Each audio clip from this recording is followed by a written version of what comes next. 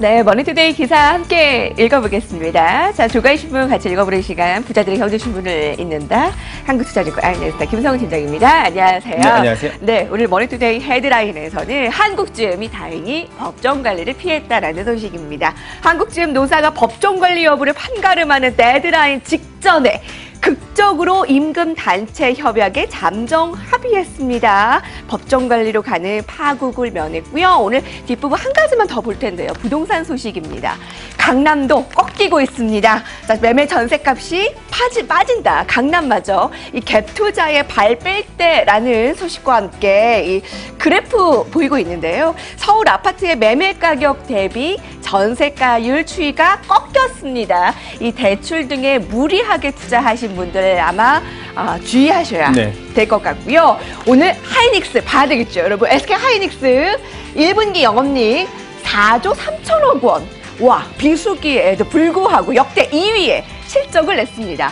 영업이익률이 50%를 넘어서 사상 최고를 나타냈고요. 8조 7천억 원이 넘는 매출에 영업이익은 4조 3,673억 원을 기록하였습니다. 차별화 제품으로 지속 성장을 추진했다라는 긍정적인 평가를 받고 있는데 오늘 주가가 너무 과하게 빠지는 거 아닌가요? 그렇죠. 일단 시장 예상치가 최근 들어서 다시 좀 상향을 했는데요. 이제 영업이익이 지금 4조 3천억 원 대비해서 추정치를 조금 높게 잡은 것이 아니냐라는 얘기들도 있습니다. 한 4조 6천억 원 정도 잡은 쪽도 있고요. 근데 상대적으로 오늘 하이닉스가 급격하게 빠진 이유는 사실 단기간의 반등에 따른 뭐 차익 실현의 무게를 좀 두는 것이 좋을 것 같고요. 그리고 비수기임에도 불구하고 이 정도 실적 냈으면 굉장히 서프라이즈 수준입니다. 그래서 추세적으로 한 번 더 차익 실현 매물이 나왔을 때는 적극적인 또 매수 기회로 우리가 판단하는 것이 좋겠다라는 생각입니다. 네. 자, 좋은 실적을 낸 SK 하이닉스. 오늘은 매물이 쏟아져 나오고 있지만 다시 한번 매수에 가담을 한다면 이익을 낼 수 있을까요? 기대를 모으고 있는 우리 종목 SK 하이닉스 헤드라인에서 살펴보겠습니다.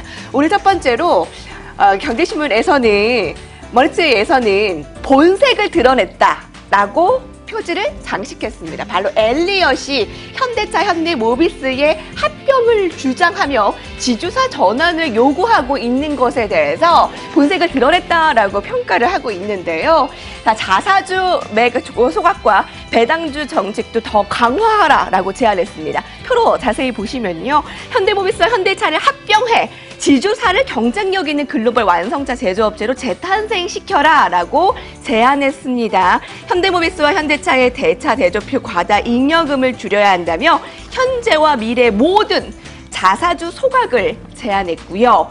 엘리엇은 목소리를 점차 높이고 있습니다. 현대차 모비스의 합병, 자사주 소각, 배당 지급률 4에서 50%로 상향, 다국적 기업 사회이사 3명 추가 등을 제안했습니다. 이에 대해 현대차 관계자는 당위성을 지속적으로 설명하고 너희들과 소통해 나갈 것이다 라고 의견을 내놨고요. 엘리엇은 예전에 이 제일모직과 삼성물산 합병을 반대하고 지분 가치를 높여 팔고 나간 좀 악의적인 사례도 있잖아요. 이번 이 현대차에 대한 자꾸 제안을 하는 거에 대해서 어떻게 받아들이면 될까요? 뭐 같은 맥락으로 보면 되는데 이러한 제안 자체가요. 주가의 반등을 이제 모색시킬 수 있는 그런 부분이기 때문에 근데 제가 이제 알기로는 지금 현대차 그룹 내에서 엘리엇의 총 지분을 합산해봤자 약 1.7% 정도 지분밖에 안 됩니다. 근데 이러한 부분에서의 주주들의 동의를 얻고자 그리고 주가의 부양을 하고자 이러한 부분에 대해서 뭐 주주환원책이라든가 자사주 소각 이제 나올 수 있는 부분을 다 이제 제안을 하면서 또 아까 말씀드렸듯이 현대차와 모비스의 합병을 지금 주장하고 있지만은 그러한 그 주장이 사실은 이 지분율에 대해서는 상당 부분 경영권을 그렇게 침해할 수 있는 요소는 되지 않았기 때문에 제가 봤을 때는 반등 이후에 또다시 같은 형태로 이제 주가 매도를 하지 않을까 그렇게 생각을 되고 있습니다. 네, 현대차의 지주사 요구, 합병 요구에 대해서 주가를 끌어올리려는 계획이겠죠. 근데 업계 관계자는 자신들의 더 큰 수익만 얻겠다라는 취지라면서 현대차 그룹의 대주주의 사회적인 책임의 측면은 관심이 없고 오직 자신들의 이익 실현에만 관심을 나타내는 것이 아니냐라고 비판의 목소리도 내고 있네요. 자, 현대차와 현대모비스의 합병안 그리고 앞으로의 지배구조 개편안 수정 방안들 여러분들께서도 눈여겨보시기 바랍니다.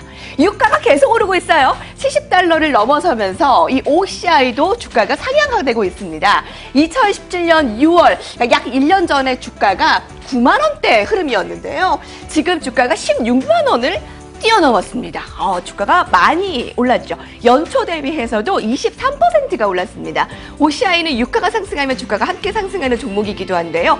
유가가 상승하면 대체 에너지에 대한 수요가 느는데 OCI가 바로 이 폴리실리콘 생산 업체이기 때문입니다.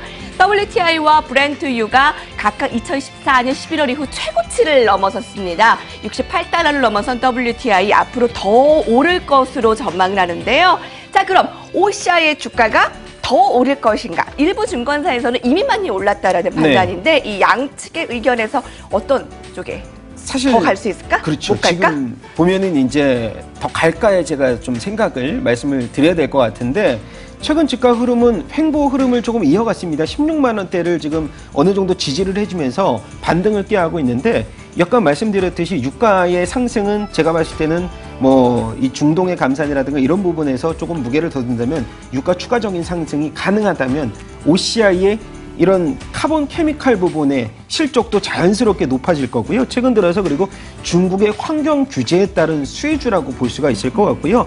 최근 들어서 OCI가 폴리실리콘 가격이 조금 꺾이면서 원가 절감도 대응을 하고 있습니다. 그래서 사실 실적 부분에서 주가가 고평가냐 저평가냐 제가 봤을 때는 작년 실적의 서프라이즈 부분도 상당 부분 OCI의 밸류를 좀 싸게 만들었기 때문에 일단 아까 말씀드렸듯이 주가 대비해서 실적 부분이 계속해서 우상하고 있다는 움직임은 포착이 됩니다. 그리고 1분기 실적을 계기로 해서 다시금 주가가 2차적인 상승 랠리를 한번 보여줄 수 있는 부분이 굉장히 많다라는 거. 아까 말씀드렸듯이 중국의 환경 규제 부분에 수혜주라는 것을 일단 알고 계시면 될 것 같아요. 네, OCI가 참 관심을 많이 받은 종목인데요. 작년 이맘때 7만 원, 6만 원대 주가가 지금 20만 원까지 바라보고 있습니다. 이에 대해서 앞으로의 유가 상승에 대해서 더 오를 수 있다라는 시각과 함께 반대로 시장 수익률 하회를 제시한 증권사 DB투자증권과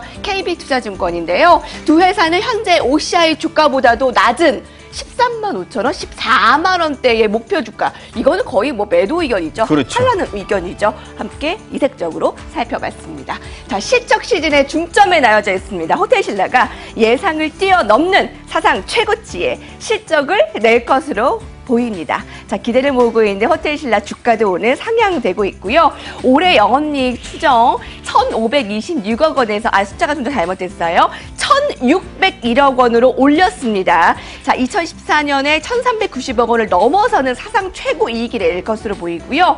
단체 관광객 회복은 고려하지 않고 이 보따리상만 반영한 수치인데 단체까지 회복이 된다면 영업이익 추정치는 더 올라갈 것으로 보이고 있어요. 그렇죠. 더 올라갈까요? 주가도요? 저도 긍정적으로 보는 게 지금 보면은 호텔신라가 작년에도 예상치를 뛰어넘는 호실적을 기록했던 것이 사실 면세점 부분은 이 따이공 역할이 굉장히 컸었고 그리고 호텔신라면 호텔 부분이죠. 근데 호텔신라의 특징이 호텔 부분이 사실 90% 이상이 국내 관광객들의 수요입니다. 그래서 이 국내 관광객들의 수요는 올해에도 일단 황금 연휴로 인해서 계속적으로 성장성을 이어가는 계기가 될 것이고 그리고 중국 관광객 같은 경우는 3월 달에 같은 기간보다요 11%가 상승한 40만 명을 넘어섰다는 소식이 사실 향후에 1분기 대비해서도 2분기에 본격적인 해빙 모드가 이어진다라고 하면은 우리가 면세점 매출을 또 한 단계 레벨업할 수 있는 구조가 만들어지기 때문에 저는 호텔신라 지금 가격대에서 또 추가적인 상승이 동력이 사실 아까 말씀드렸던 이 호텔 부분도 긍정적이지만 또 면세점 부분이 사상 최대를 기록할 수 있는 여건이 하반기에 마련이 될 수 있기 때문에 추가 성장 동력은 마련이 됐다. 그렇게 좀 결론을 내리고 싶습니다. 기사에 따르면 중국의 사드 보복으로 한국을 찾지 않았던 유커가 1년 만에 증가 전환됐다라고 하고요. 기획재정부에 따르면 지난달 방한 중국의 관광객 수가 약 40만 8천 명으로 1년 전보다 13.3% 증가했다라고 하네요. 여기에 매출, 면세점과 그리고 관광객 수혜로 조금 더 오를 것으로 호텔신라 주가 같이 기대해 보시죠. 오늘 여기까지 봅니다. 특징주까지요. 부자들의 경제신문의 함께했습니다.